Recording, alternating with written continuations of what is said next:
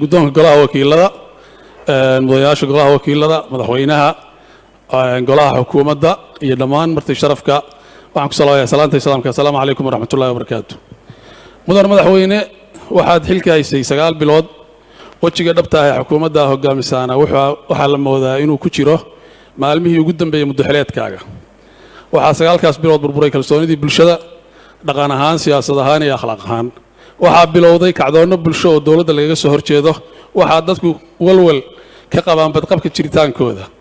waxaa ugu dambeeyay masaajidadii oo bilaabay inay qunuudaan cabsi darteed sidaas daraaddeed mudane madaxweyne maadaama adigii khilaafka adiga madaxweyne ku-xigaankaagu soo noqnoqday isaguna oo uu yahay mushaakil dadka niyad xumi ku sii abuuray in lama habboona adiga iyo madaxweyne ku-xigeenkaagu inaad xafiiska bannaysaan si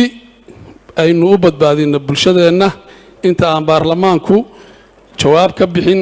dareenka bulshada ay matalaan aad iyo aad baa u mahadsan tahay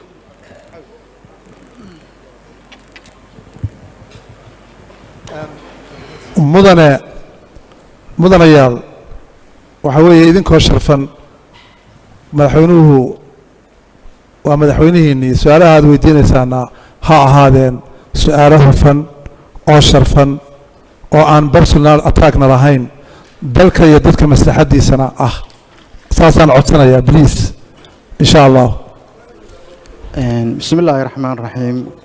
waa koobaynaa labadaas su-aalood baan u dooni doonaa insha allah mudanayaal iska bismi illaahi raxmaan raxiim bismi illaahi raxmaan raxiim waan u mahad celinayaa xildhibaanka hadlay waana qadarinayaa habka maamulku u socdo in ajandaha baarlamaan baan ahaan jiro baarlamaanku ajandaha inuu ku socdo weeye laakiin dooddu inaad halka ku furtaan maanta aad baan ugu faraxsanahay bulshadii xooggeedii joogtay labeenteedii xaqiiqda marka loo hadlo dadka dalka xogtiisa ka haya ma aha baarlamaanka oo keliya dalka xogtiisa waxaa haya dadka reer puntland oo dhan markaan xil ka qabannay meeshuu dalka joogay waad ogtihiin maanta waxa aan sheegayno ma aha hadallo warqado ku qoran waa xaqiiq dhab ah oo jirta amniga meelihii ugu darnaa waxaa ka mida magaalada boosaaso waxaan filayaa dad fara badan oo mas-uuliyiinoo halka fadhida inay boosaaso ka yimaadeen waxaan ka rabaa cawil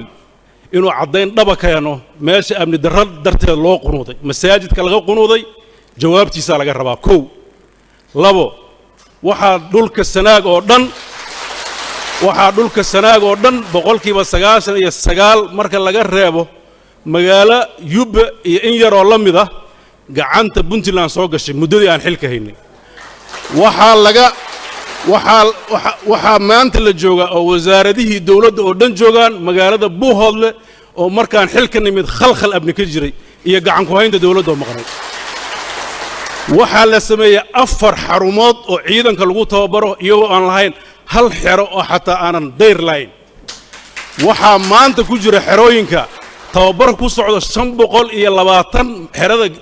xorgoble oo maalinta talaadada aan furayno waxaa lagu guulaystay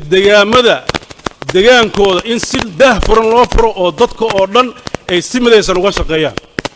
waxaa isbeddel ku dhacay sumcaddii iyo horumarkii puntland dhinaca dhaqaalaha 7 bilood 8 bilood aan joognay mushaharka aan bixinaynay cawil oo ka tirsanaa maamulka hore agaasinkiisa waxay ku guul daraysteen inay bixiyaan mushaharooyinka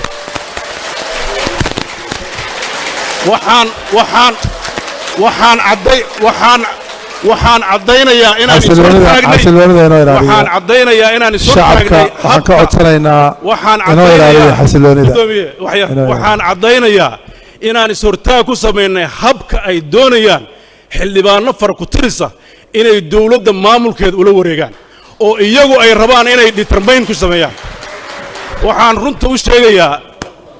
hadalka uu ka hadlay gudoomiye su'aashayda ha ka jawaab madaxweynuhu meel kalu marayaa hadal mareed mudane hadalka mareed baad weydiisay waad aamusaysaa nidaamka dawladnimada haddaadan raacin mas'uuliyaddeeda adaa qaadi doona dawladnimadu waxay u baahan tahay in la ilaaliyo uma baahna in ashuun lagu addimo ma ahin nin lagu cabsiin karo in aan waajibkayga aan garan waayey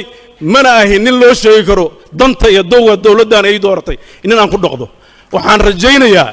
shacabka Puntland inay wakiil ka noqdaan horumarka dalkan u socno waxaan leenahay mawaaqif siyaasiya waxaan leenahay mid amni xukuumadana annaga mas'uulka madaxweynaha u doorto ilaalinaya baarlamaanku waxaan rajaynayaa inay shaqadiisa aqoonsadaan waad mahadsantihiin fadhiista hala fadhiisto